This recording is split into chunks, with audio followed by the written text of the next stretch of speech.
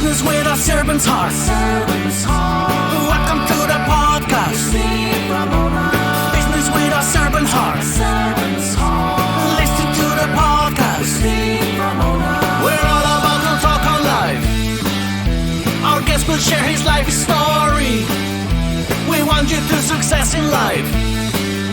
We're ready and we will start shortly.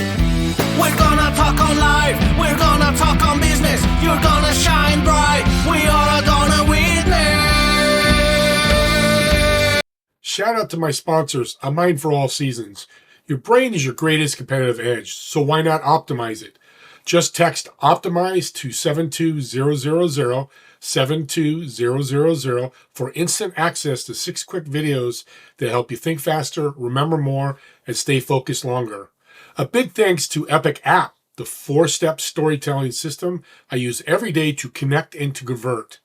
Try it free. Email me at stever1961@gmail.com. That's stever1961@gmail.com, and I'll get you the free app.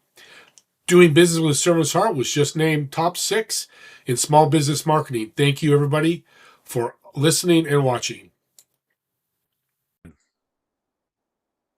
Welcome to Doing Business with a Servant's Heart podcast. I'm your host, Steve Ramona, and today we're going to talk about resilience, boxes, especially with women, boxes that you need to take a look at and grow with. Don't you want to be better? Be better in life, be better in business, be better everywhere? Well, my guest today has been doing this many years, done many things in her wonderful life. She's going to share with us how to do that and much, much more. Let's welcome to the show. Angelica, welcome to the show. Thank you, Stephen. Love being here with you today. What does resilience mean to you? Resilience is something that one kind of walks into, understanding that we have whatever it is that you need to get over hurdles, get over the lessons that life gives you. You just need to first accept what life gave you, understand that it's nothing but a lesson for you to move on to the next step, to continue your path.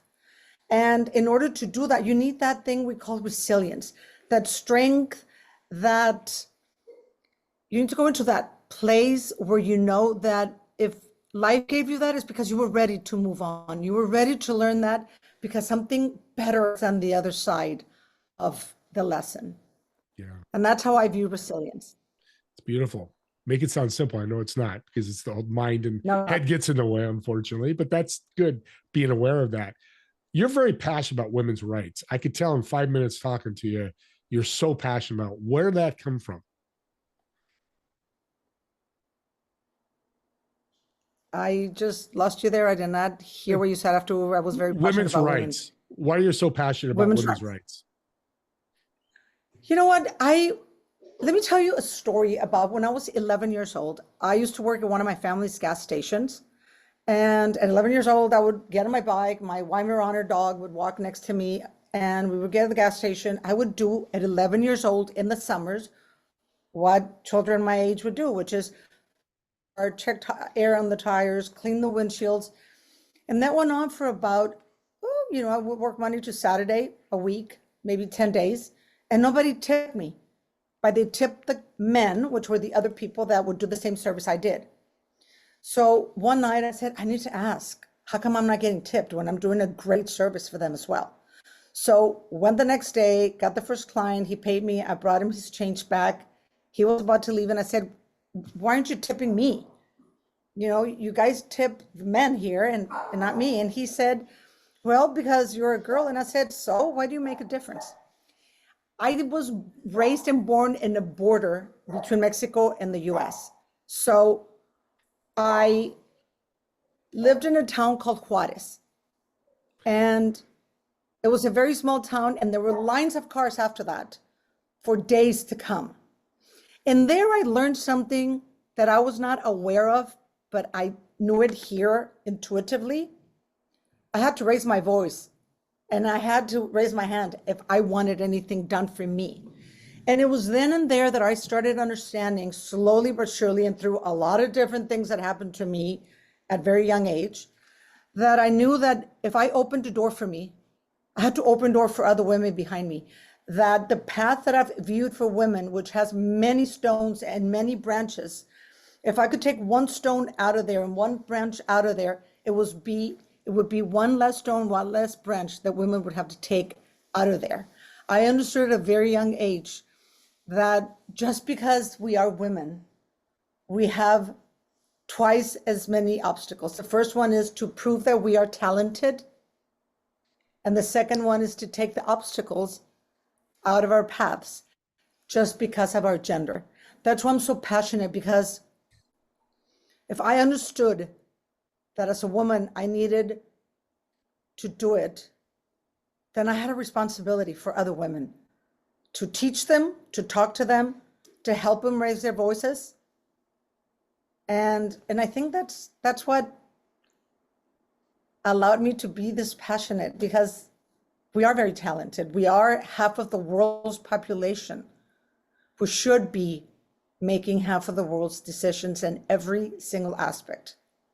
So I'm here 40 years later doing it, and I will continue doing it. Yeah, it's a great message. And you're flattening the learning curve for women to be entrepreneurs and all this that you mentioned. You've learned it all. So now you share it with women to make sure they don't deal with the same obstacles you do. It's a servant's heart. It's wonderful. What would you tell women entrepreneurs listening? I have a ton that listen, a lot of entrepreneurs. What's that first step to be successful as an entrepreneur? I think the first step to be successful is believe in yourself. I think that sometimes we feel that we have a great product or a great project that we're going to put out there, and because we're loud and we consider ourselves strong, that it's going to work. No. Real confidence is believing in yourself, not just your product, but yourself. When you have a confidence that comes from believing in you, then that will translate into energy given to your product, your presentation, whatever it is that you're trying to achieve. So that would be my first advice. First step is truly believe in you, so you can believe in what you're trying to put on the market, and then others will believe in it as well. It's the energy that you put into whatever it is you're doing that matters a lot. Sounds like purpose is important as well. Oh yes, the purpose is very important. Tied to the belief. Yeah. So what would you say, that leads to a question, a lot of stay-at-home moms, it's funny, I get about 20% of them are audience, stay-at-home moms that work, or women, moms that go out and work. What do you tell them? I don't agree when people say that women just stay at home and do nothing. I'm a mom, and I know the amount of work it takes to teach and to guide and to love and to protect children.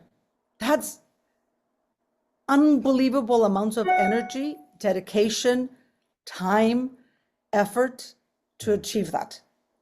The moms that truly are that for the children are the ones that are educating the future of our world. I, for one, in Mexico, tried to promote allowing ones, not an allowance, but an actual payment for women who did work, because they work. It's not like they're just, unless they're just sitting looking at their nails and on the phone with their friends, I'm going to say most of the moms truly are doing an amazing job working with their children. What do I tell them? I will tell them, continue your amazing work.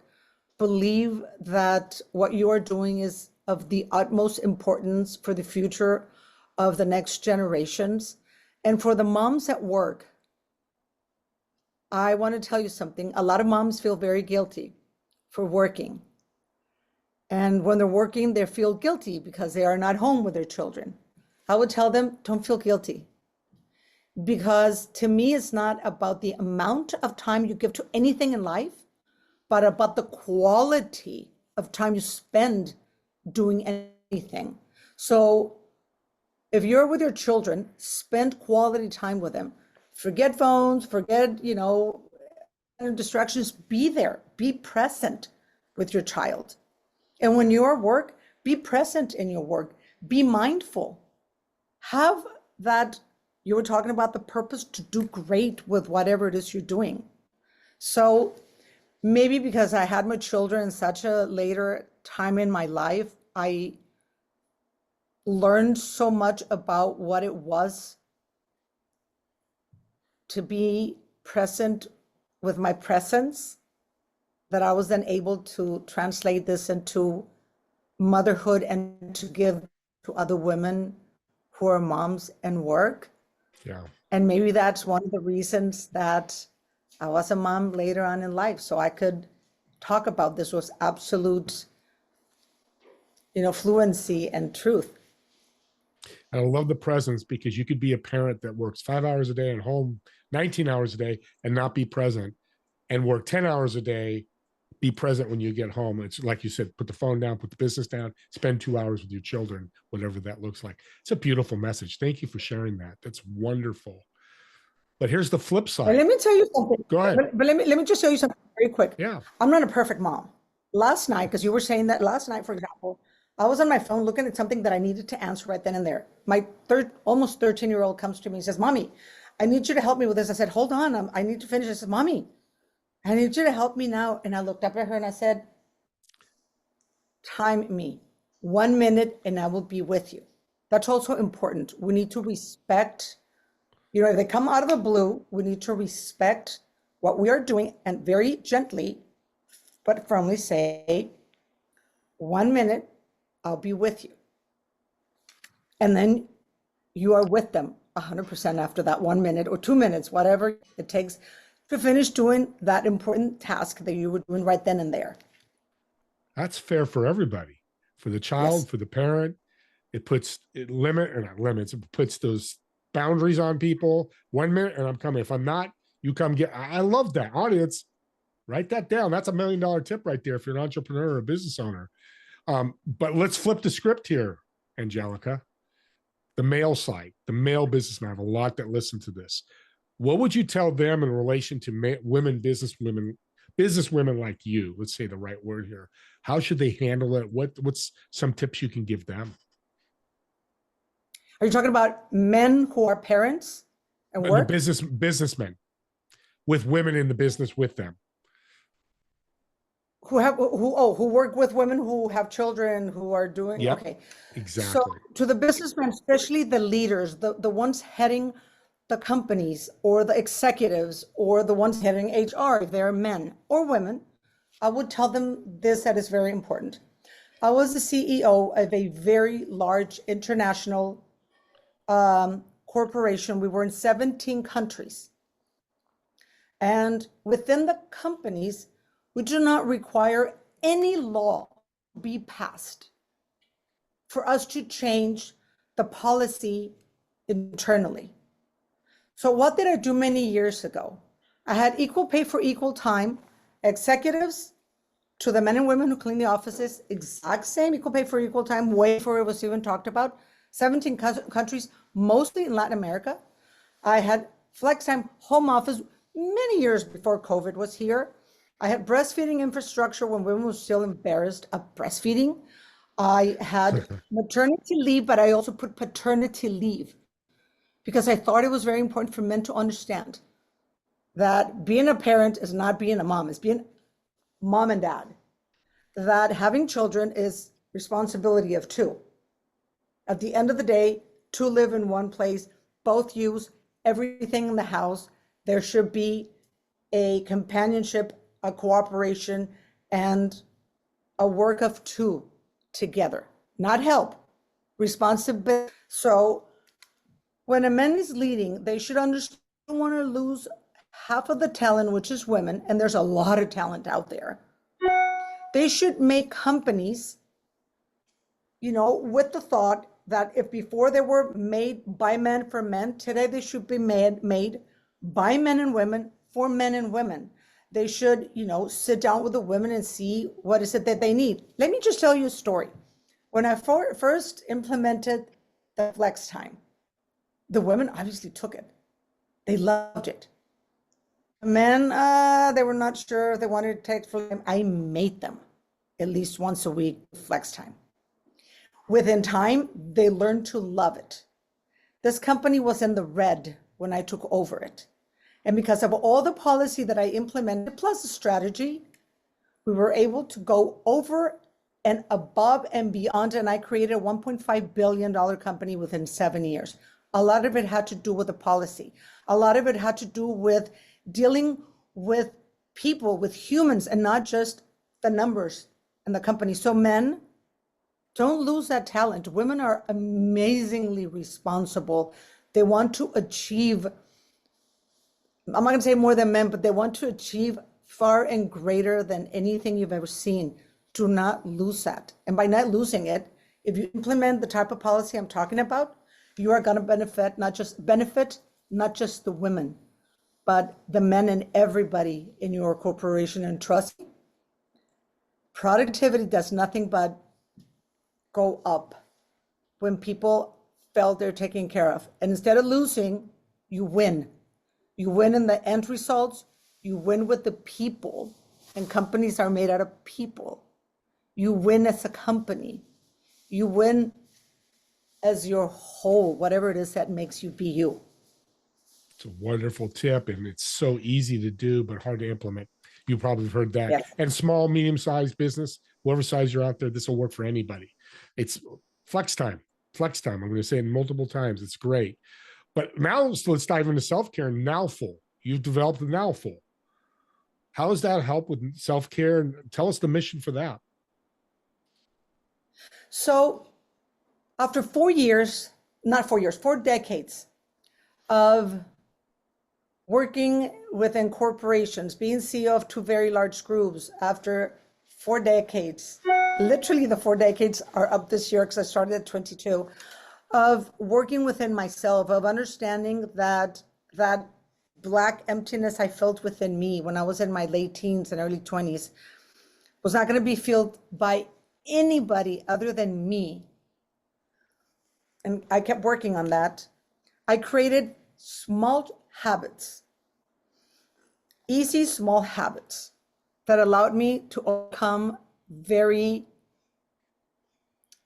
very painful, dark moments in my life. It allowed me to overcome not seeing well because I was a black sheep of my family, because I had a rebellious spirit, because I had a wild heart, because, later in my life, I went through a very horrendous divorce. I was stripped from my assets, my accounts, my income and my titles and everything at age 52. So I had to reinvent myself at age 52. They wanted to take away my daughters when they were 2 and 4, and worse, they wanted to strip me from being their mother, my motherhood. I got over all of that because of all the work that I've done within me. But all of those habits that I created for that period of time also allowed me to thrive and to run as amazingly as I've run the companies that I've led. Turn the one that was in the red and over $1 billion company. So as I give back to the universe, I put 4 products into one box that are very easy rituals to follow, very accessible to acquire, very powerful to change your life. And what are they? It accompanies you from the moment you wake up until the time you go to sleep. It's a Mind Thrive Mum Complex that has lion's mane, reishi, shiitake, cordyceps that give you cognitive performance, that help you with your immune system, with your digestive system. That's the first thing that you take in the morning. And then we have an anchoring oil. I have the products here. This is a Mind Thrive Muncher Complex. Okay. And then we have an anchoring oil. This is like my savior within, my day. I put it on the palms of my hands. I rub them, and I inhale this amazing scent of lime, thyme, rosemary, peppermint, and mint. And they're scientifically proven that it will lower your stress, give you clarity, give you focus, and it grounds you. Why? Because during the day we go nonstop, It's all about output, and we forget about ourselves. So it grounds you, it brings you back to you, it lowers the stress. It's done wonders for me. And it's actually helped my daughters study. They put it and they like memory comes down. And then at night, this is amazing. It's a magnesium sleep cream. I used to put magnesium in liquid, spray, lavender and spray on the soles of my feet. And then I would put drops of passion flower and I would go to sleep. This one has those three plus valerian. You rub it on the soles of your feet or wherever you're carrying stress, me and my shoulders and my neck, and you literally sleep like a baby. Rest is so important because we wake up already tired. So you need to rest to wake up, feeling good about yourself. And then we have our amazing cards. This is the first time ever affirmations are put into cards, not just for you to read it, but for you to shuffle the deck. There are 30 affirmations. I've written over 10,000, all written by me, this 30. You shuffle them in the deck. You allow your energy to choose the card for today. For example, got one called balance. My energy creates my reality. Today I choose to nourish my body, calm my mind, and honor my spirit. I choose to live in balance and unlock my true potential. I am here, I am now full. What do you do with a card? Why is it their first time ever? Because they have an NFC chip. You tap it to your phone and immediately opens up into our app.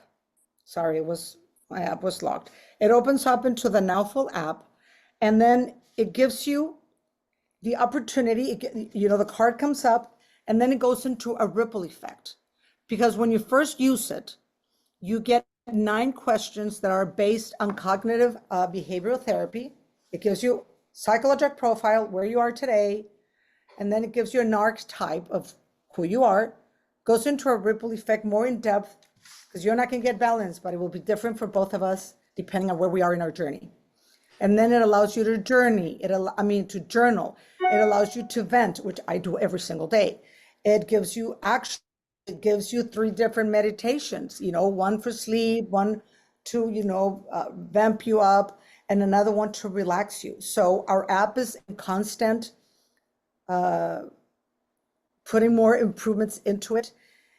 And this is just amazing because this is my 40 years of all the work I've done within me by reading countless and countless and countless of books, by tapping into who I was, coming to understand that it was all about me and I was the one that needed to find me.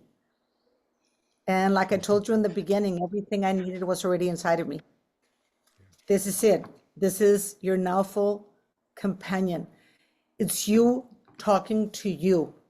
It is the stuff that it comes out because the AI, has all this information that you've given it. It just structures it and puts it in such a perfect order that when you read it back at you, sometimes it's made me cry because I find that, yes, that is what's happening. Yes, that is what I needed to read today.